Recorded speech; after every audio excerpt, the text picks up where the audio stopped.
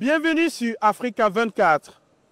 Le 12 octobre prochain, les Camerounais sont appelés aux urnes pour élire le nouveau président de la République. Africa 24, votre chaîne, est sur le terrain pour faire vivre quotidiennement les enjeux de cette élection à travers son journal de campagne. Le président national de l'UNDP, Bello Bouba Maïgari, brigue la magistrature suprême en 2025 au Cameroun. Une rupture après une longue période de fidélité au président Paul Biya. Eugène Chema. Secrétaire général de la présidence sous l'ancien chef d'État Amadou Ahidjo et tout premier chef du gouvernement de Paul Biya entre 1982 et 1983, le président de l'Union nationale pour la démocratie et le progrès, Bello Bouba Maïgari, 78 ans, brigue la magistrature suprême à l'occasion de l'élection présidentielle du 12 octobre 2025. Diplômé de l'École nationale d'administration et de magistrature du Cameroun et de l'Institut international d'administration publique de Paris, Bello Bouba Maïgari fut candidat à l'élection présidentielle de 92 où il obtint 19,22% des voix. Depuis cette élection, il ne s'était plus porté candidat à la présidentielle. Depuis 1997 et ce jusqu'en juin 2025, il siégeait au sein du gouvernement. Avant d'annoncer sa candidature au cours du congrès de l'UNDP le 30 juin 2025, il exerçait les fonctions de ministre d'État, ministre du Tourisme et des Loisirs. Il m'a été demandé de présenter un candidat à l'élection présidentielle. Il m'a été demandé de me présenter, ce que beaucoup de militants de notre parti depuis l'année dernière me demandaient.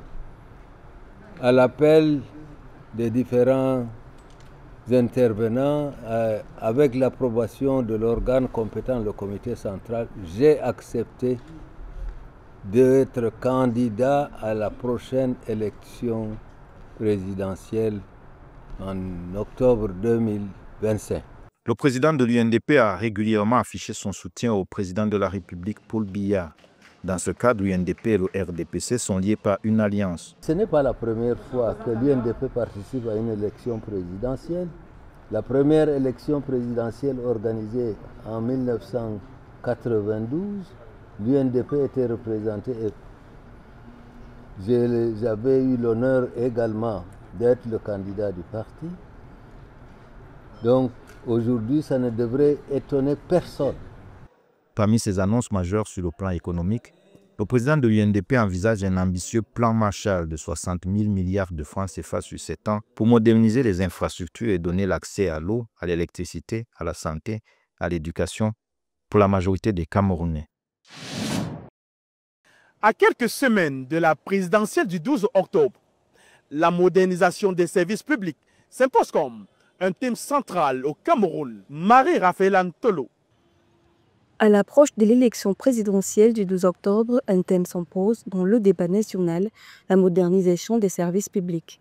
Dans un pays où la qualité de l'administration reste souvent pointée du doigt, la question de l'efficacité de l'État et la digitalisation des démarches administratives se transforment en véritable enjeu politique. Qu'il s'agisse de l'obtention de cartes nationales d'identité, de traitement des dossiers de santé ou de la délivrance des titres fonciers, les Camerounais expriment une même frustration, lenteur, lourdeur et coût indirect. Nous sommes en train d'accélérer le processus de modernisation de notre administration publique conformément aux hautes directives du chef de l'État et sous la coordination du Premier ministre et chef du gouvernement. Moderniser en simplifiant, en dématérialisant et en utilisant toutes les technologies nouvelles, de telle sorte que nous tournions la page des procédures archaïques. Nous voulons aller vers une administration publique, j'allais dire sans papier. Niveau déploiement administratif, selon des communiqués officiels publiés début septembre par Elecam, plusieurs actions sont achevées ou en cours. Des telles techniques du système de transmission électronique des résultats ont également été réalisées dans les 10 régions. Ces mesures visent à réduire les retards logistiques et à garantir une remontée sécurisée des résultats le 20 octobre. Nous voulons également déjà implémenter l'intelligence artificielle. L'intelligence artificielle pour la traçabilité, pour la transparence. Avec l'intelligence artificielle, on va aller beaucoup plus loin. Toutefois, selon des sources médiatiques, des contraintes budgétaires ralentissent la mise à niveau de certaines installations électriques et de télécommunications essentielles à la transmission rapide des résultats. Kelekam a indiqué intensifier ses efforts pour contourner ces obstacles, mais reconnaît que les délais serrés imposent une coordination accrue entre collectivités locales, entreprises de travaux publics et forces de sécurité.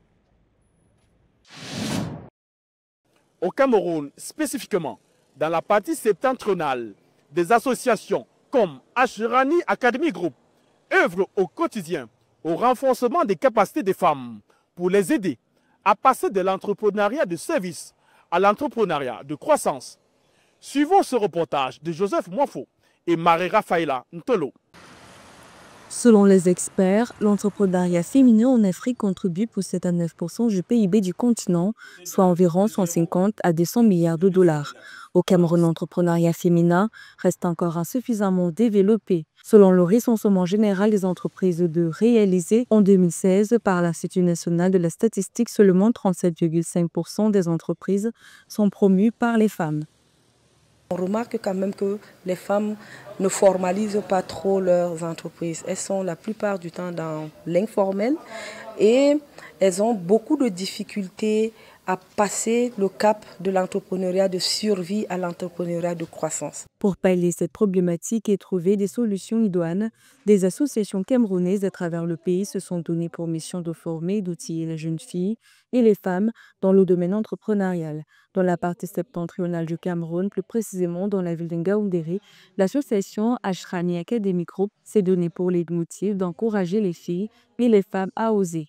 Le but recherché ici est de créer un avenir où les femmes et les jeunes filles disposent des outils, de la confiance et des compétences en leadership nécessaires pour réaliser leur plein potentiel en devenant des contributrices actives dans leur communauté et en atteignant l'excellence personnelle et professionnelle. Il y a plusieurs défis qu'elles doivent relever pour pouvoir arriver à ce stade-là.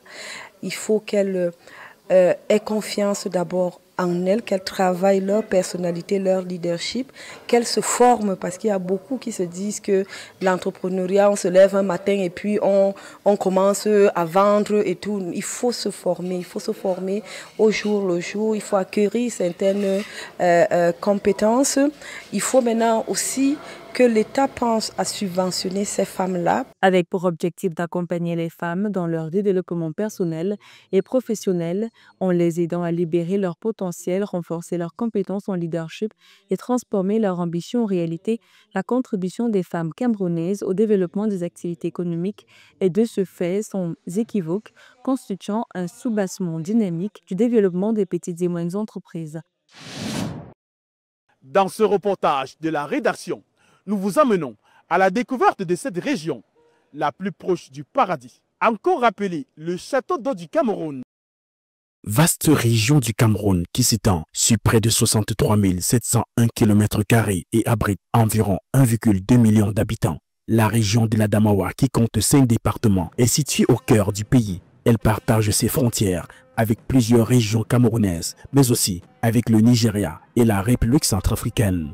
L'Adamawa, effectivement, c'est une plaque tournante, pas seulement de l'Afrique centrale, il faut le dire de l'Afrique de l'Ouest et centrale réunie, voire de l'Afrique tout entière. Traversée par le Transcamerounais, ligne ferroviaire stratégique reliant le sud au nord, l'Adamawa est la véritable charnière du pays. C'est aussi le grenier à bétail du Cameroun, reconnu pour ses vastes pâturages et son élevage bovin qui alimente les marchés nationaux et régionaux avec sa capitale qui est Ngaoundéré. Cette ville se démarque par un mont sur lequel est assis un rocher arrondi, ce qui fait dire aux gens que Ngaoundéré est le nombril de l'Adamawa. Quand vous regardez la région, c'est une région qui regorge d'énormes potentialités, il faut le dire. En termes agro-pastoral, je crois que c'est indéniable, que c'est un trésor. Sur le plan touristique, la région de l'Adamawa, séduite par ses plateaux verdoyants, ses chutes d'eau spectaculaires, ses lacs à l'instar du lac Tizon, les chutes de Tello, ses paysages montagneux et ses sites naturels encore préservés.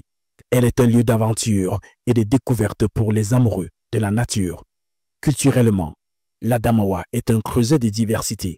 Fulbe, Banya, Tikar, Boum et bien d'autres peuples cohabitent en harmonie, offrant aux visiteurs un patrimoine riche en traditions, en artisanat et en hospitalité.